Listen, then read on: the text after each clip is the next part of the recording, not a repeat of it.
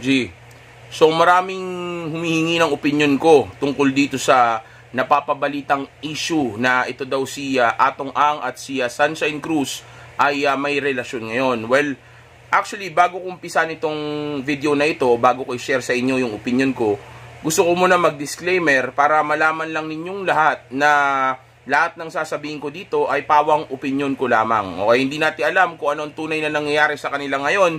Matter of fact, lahat ng opinion o pagbabasihan ko ng opinion ko dito sa video na ito ay manggagaling lamang sa mga nakikita, napapanood at naririnig natin sa internet. Kumbaga, bibigyan lang natin ng opinion yung issue. Pero yung katotohanan sa kanilang dalawa, hindi natin alam. And dun sa issue, ang sabi nila, eto nga daw si Atong Ang at si Sunshine Cruz ay may relasyon na ngayon. Bagay na of course, hindi natin sigurado dahil nga ang bagay na ito ay hindi pa kumpirmado. Pero kung totoo man itong relasyon na ito, then ito ang magiging opinion ko o opinion ko sa issue o bagay na ito. Okay, well actually ito yan. Para sa akin, itong relasyon na ito ay masyado pa ring ambitious para kay Sunshine Cruz. Alam ko na ang iba sa inyo sinasabi na parang panalo na si ano doon si tao dito si Atong Ang kay Sunshine Cruz dahil si Sunshine Cruz mas maganda, mas sikat, tapos mataas pa ang value niya sa market kasi nga, yun nga, dahil doon sa mga bagay na na-mention ko. So parang ang tingin ng mga tao dyan, ang lamang dito o ang panalo dito ay si Sunshine Cruz. Okay?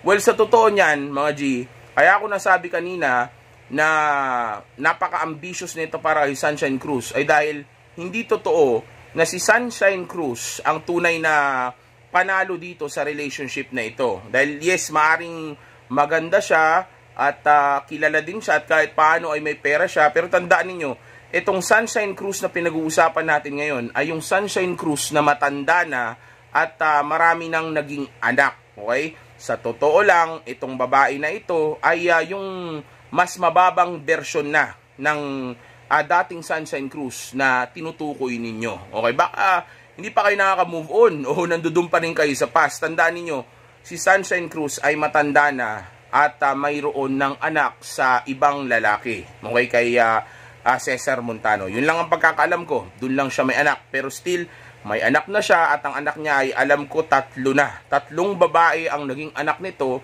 kay Cesar at ngayon ay isa na siyang single mom. Okay, tapos itong si Atong Ang ay isang mas matanda at hindi kasing gwapo ng mga naging ex ni Sunshine Cruz. Pero ito namang si Atong Ang ay isang business tycoon, isang leader, isang CEO, isang successful at makapangyarihang tao. Kahit na sabihin pa natin na mas maganda si Sunshine, kung ganito naman si Atong Ang at si Sunshine wala na sa peak niya at si Atong Ang naman ngayon ay nasa kataasan ng level ng pagiging lalaki niya o ng pagkalalaki niya, then hindi mo pa rin masasabi na ito ay isang relasyon na kung saan ang lamang ay yung babae. Well, actually, lamang yung babae dahil sa mapapala niya kay Atong Ang. Okay? Pero kahit paano, mayroon din namang makukuha si Atong Ang syempre dito kay Sunshine Cruz. At yun yung bagay na actually isa sa mga importanteng bagay na dapat pag-usapan natin dito sa video na ito. Dahil alam naman natin na sa relasyon nila ngayon na ito, ang nakikita ni Atong Ang ay yung, of course, yung ganda, yung katawan, at yung pantasya nito ni Atong Ang dito sa kay Sunshine Cruz nga. Kumbaga, yung bagay na iyan ay napakadelikado dahil kung yan ay pantasya lang, okay? At matanda na si Sunshine Cruz ngayon, ibig sabihin, 10 years from now, mag-fade na yan, okay? Ibig sabihin, yes, maaring may power si Sunshine Cruz ngayon dito sa kay Atong Ang dahil nga mas bata pa rin siya kay Atong Ang at maganda pa rin naman siya.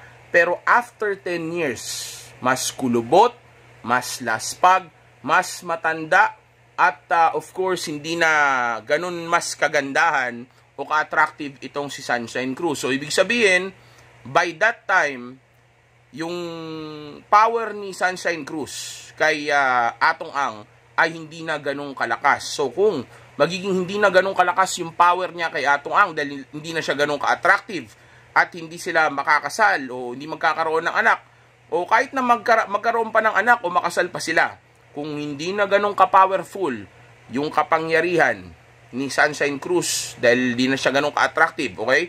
Kaya dito kay Atong Ang, then may kalalagyan siya dito kay Atong Ang dahil si Atong Ang ay isang lalaki na still hindi man siya ganong kagwapo para sa mata ng karamihan, pero hindi naman pangit si Atong, di ba?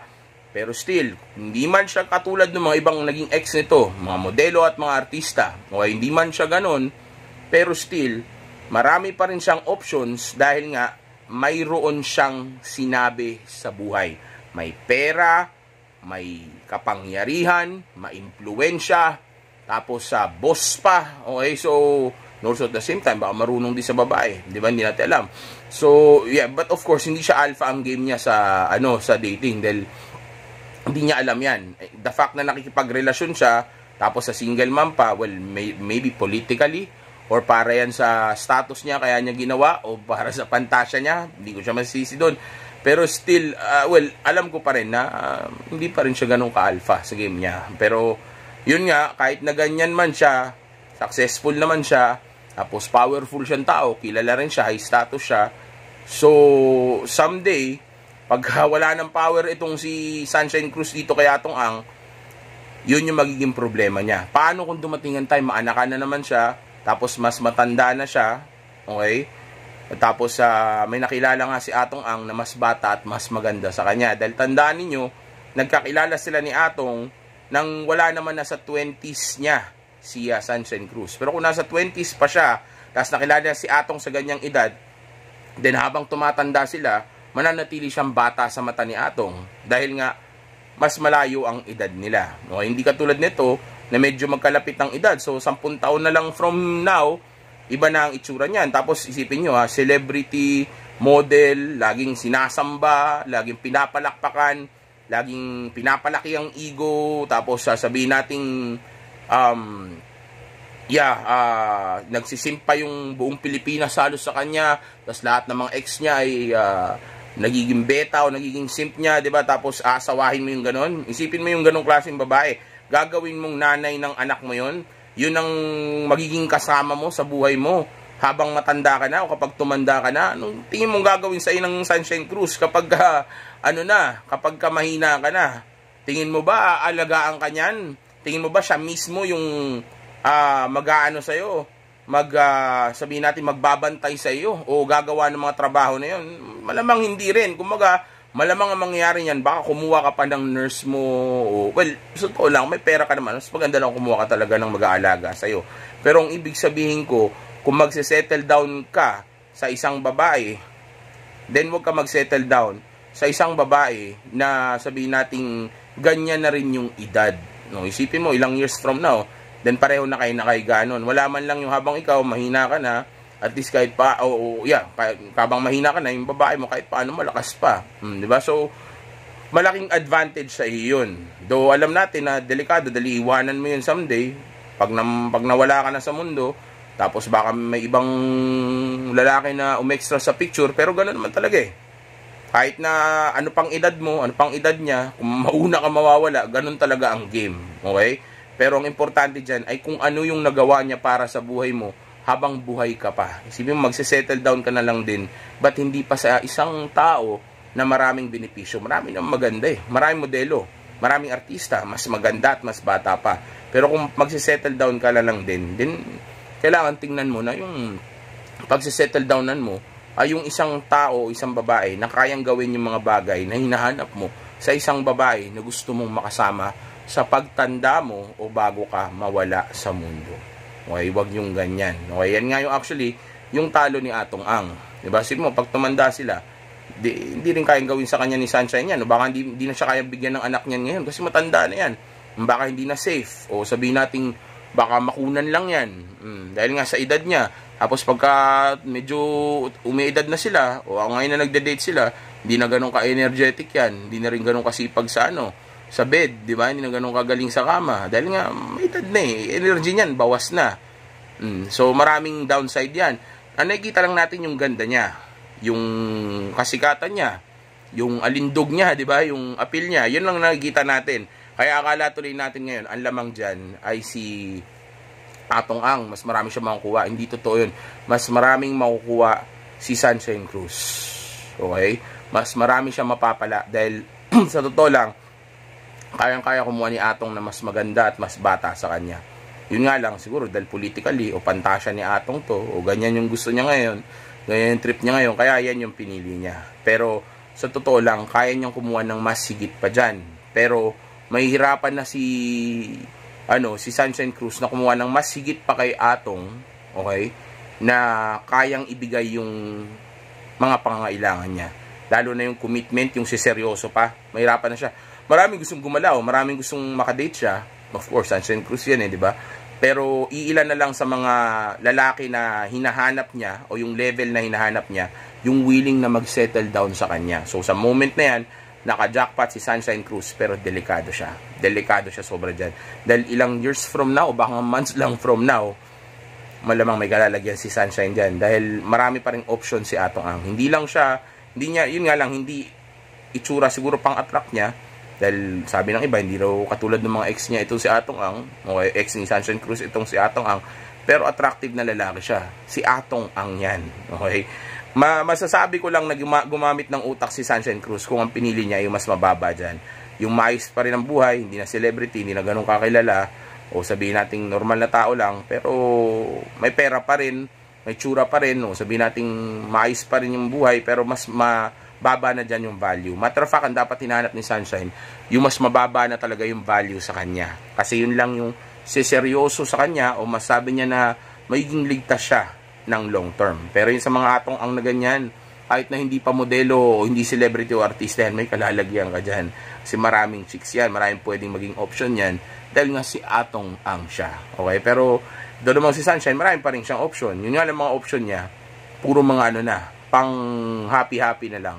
Hindi na yung option na maraming gusto pang mag-settle down sa kanya kasi nga matanda na siya at single mother na siya. Okay?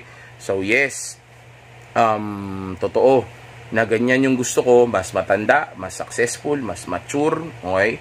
Mas sabihin nating mas may experience na sa buhay, ganyan yung gusto ko, okay? Na mag-settle down yung mga single mother o yung mga babae, sa ganyan sila mapunta.